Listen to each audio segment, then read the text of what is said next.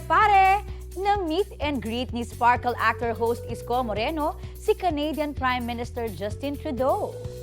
Yan ay matapos dumalo ni Trudeau sa Taste of Manila 2024 event sa Toronto, Canada, kung saan si Isko naman ang isa sa mga guest performer.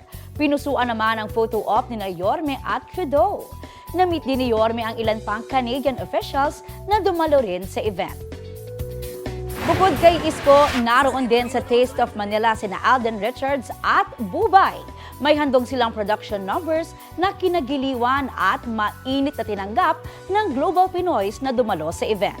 Nasa Canada sina Alden at Isko at Bubay para sa Sparkle World Tour. Nagkaroon din ng booth doon ng GMA Pinoy TV kung saan may papremyo sa ilang dumalo. Kapuso, para sa mga maiinit na balita, mag-subscribe sa GMA Integrated News sa YouTube.